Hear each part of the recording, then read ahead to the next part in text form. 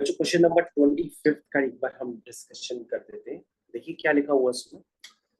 The length of a side of a square is a metre if a second square is formed by joining the middle points of the side of the square and a third square is formed by joining the middle point of the side of the second square and so on, then the sum of the areas which carried up to infinity is। जो आपको सबसे पहले बनाना क्या है, आपको सबसे पहले बनाना है एक स्क्वायर। तो आप सबसे पहले एक स्क्वायर बना लीजिए, ये बन के तैयार हो गया। बनाने के बाद बच्चों इसके मिडिल पॉइंट्स को लीजिए। मिडिल पॉइंट्स को लेने के बाद आपको एक दूसरा स्क्वायर क्रिएट करना है। ठीक है, समझना है। तो पहले बच्चों इतना ही देख लेते हैं। तो पहला बच्चों स्क्वायर क्या था, जिसकी साइड लेंथ थी ए, तो उसका एरिया क्या होगा। तुम कहोगे सर ए स्क्वायर, उसमें कौन सी सर बड़ी बात थी। तो हमने कहा तुम हमको बताओगे कि ये लेंथ कितनी है a/2, ये लेंथ कितनी है a/2। तो बच्चों अगर राइट एंगल ट्रायंगल होता है, परपेंडिकुलर और बेस पता होते हैं ए और ए, तो हाइपोटेनस क्या होता है √2a। यानी कि ये वाली जो साइड होगी वो क्या होगी √2a। ए की जगह कितना है a/2, ये तो होता है भाई। ये बात समझ में आई। तो दूसरे वाला जो स्क्वायर है उसकी साइड कितनी होगी √2a। नहीं समझ भाई, ये वाली साइड निकाल लो तो ये कितनी होगी √2a। ए कितना है a/2। अब हमको इसका एरिया लिखना है, तो पहले हम इसको सिंप्लीफाई कर देते हैं। ये सिंप्लीफाई करने पर क्या बनेगा a/√2। तो a/√2 इंटू a/√2 करेंगे तो उसका क्या आ जाएगा, एरिया आ जाएगा। कितना आएगा a²/2। नहीं समझ में आया। तो बच्चों इसी चीज को अगर हम दो बार मल्टीप्लाई करेंगे तो ये क्या आ जाएगी a²/2। बोलो भाई समझ में आया सबको। लेकिन बच्चों इस प्रोसेस को रिपीट किया गया, फिर से यही काम किया गया।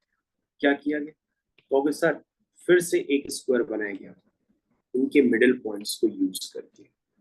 बनाएंगे ना, ये बन गया, ये बन के तैयार हो गया, ये बन के तैयार। ये बच्चों एक स्क्वायर और तैयार हो गया। अब बच्चों बताओ इसका एरिया कितना होगा। तुम कहोगे सर इसका एरिया निकालने के लिए इसकी साइड पता होनी चाहिए। तो हमने कहा वो तो तुम बताओ। हम तुमसे पूछेंगे ये वाली साइड कितनी थी।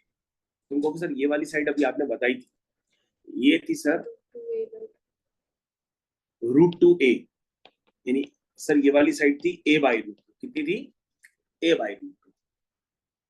भाई ये जो पूरी साइड है ना, जिसको मैं इंडिकेट कर रहा हूँ ग्रीन वाले कलर से, देखो मैंने अभी ग्रीन वाले कलर से इंडिकेट किया, तो ये थी √2a। ए क्या था a/2, तो ये थी a/√2।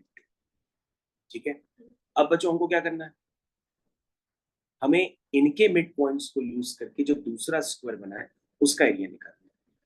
तो बच्चों आप सभी को पता होगा कि ये एंगल कितना होता है 90 डिग्री होता है। भाई स्क्वायर है तो एंगल तो 90 होगा। और 90 के सामने बच्चों क्या होगा, ये ग्रीन वाला हाइपोटेनियस होगा। तो तुम कहोगे सर आपने पूरी लेंथ बताई है ये a/√2 ना। सर आपने इस ए बी साइड की पूरी लेंथ बताई है क्या a/√2। तो हमने कहा एडी कितना होगा। तुम कहोगे a/√2 का आधा। भाई एडी कितना होगा a/√2 का आधा a/2√2। बहुत बढ़िया बच्चों। भाई ए बी क्या थी a/√2। ठीक है, तो एडी कितना हो जाएगा a/क्या 2√2।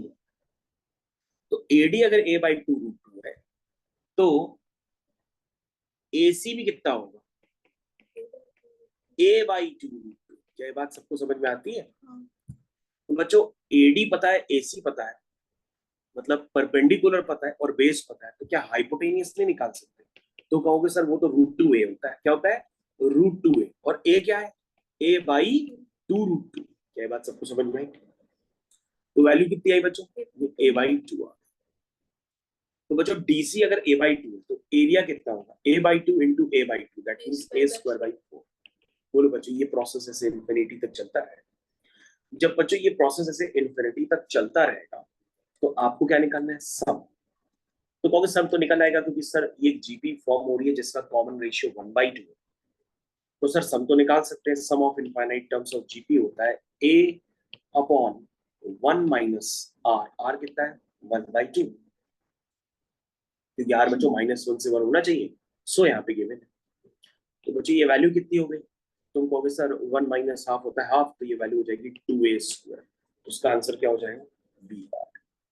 क्या ये बात सबको, सभी लोगों को समझ में आ गई? Thank you.